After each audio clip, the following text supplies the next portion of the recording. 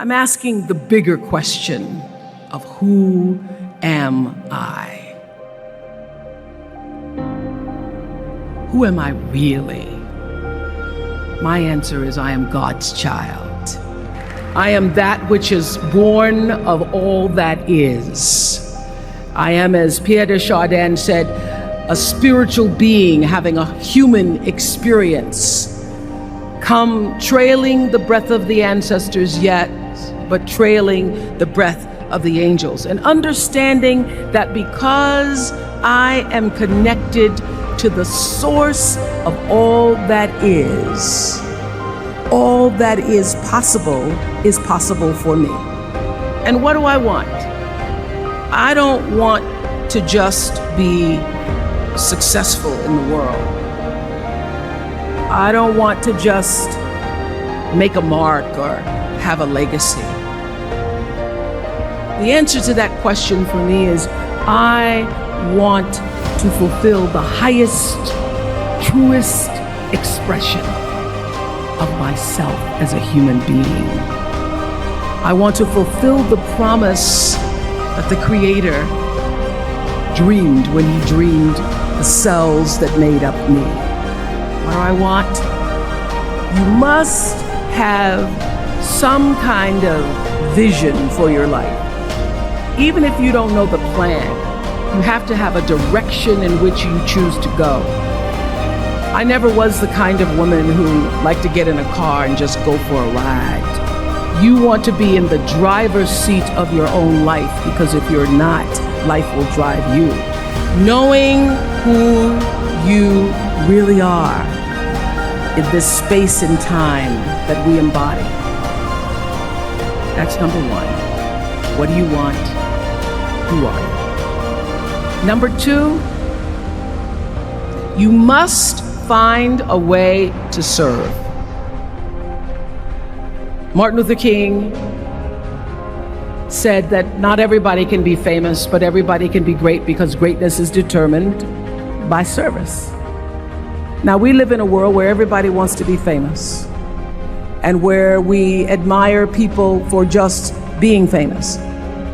We think being known brings us value. The truth is, all of that will fade in time. Service and the significance that you bring to your service is that which is lasting.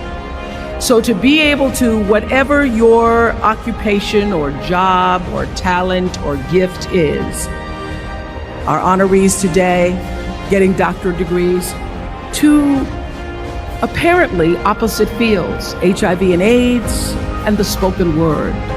But what they have in common is service, using the spoken word in service to community in the world, using your knowledge and information about HIV and AIDS and medicine in service to the world. And if you look at all the most successful people in the world, whether they know it or not, they have that paradigm of service. Service through medicine, service through art. Using whatever it is you produce, your product, as a way of giving back to the world. When you shift the paradigm of whatever it is you choose to do to service, and you bring significance to that, success will, I promise you, follow you. Be excellent.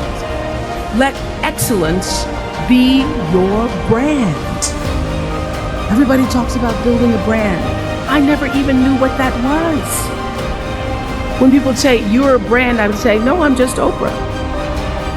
What I recognize now is that my choice to, in every way, in every example, in every experience, to do the right thing and the excellent thing is what has created the brand.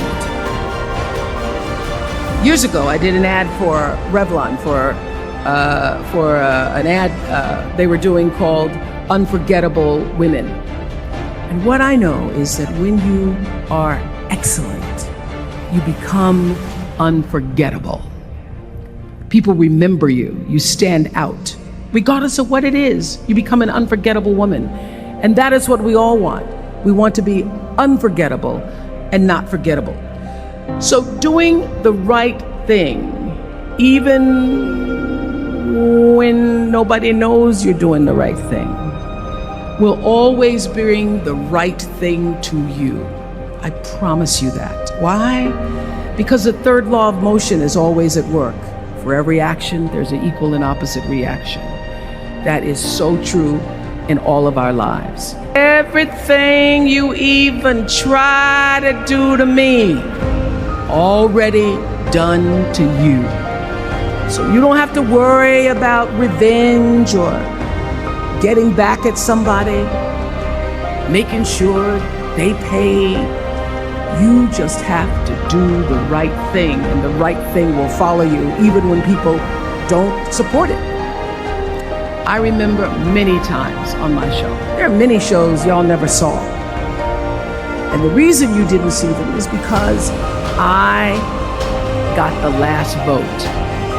The most important thing I have come to know in doing the right thing and making the right choices is understanding what we talked about yesterday. All of you leaving here have the potential for enormous success. There's a price that comes with that. People don't always like you, and they're not always happy for you.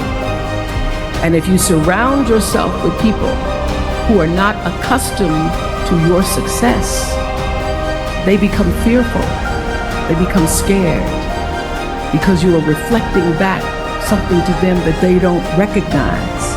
People who want the best for you want you to be your best. So my greatest advice to you is to surround yourself with people who are going to fill your cup until your cup runneth over. I'm so full, my cup runneth over. And to know that once your cup runneth over, you cannot spend your life with your gallon-size offerings, offering them to pint-sized people.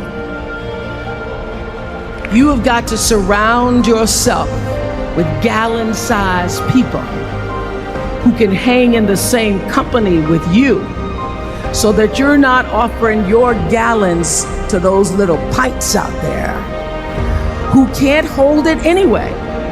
The biggest choices begin and end with you, your internal big questions. Who do I want to be in the world? My relationship to source energy, to all that is God, your experience of that which is all life, which is divine and universal, being connected and aligned with that.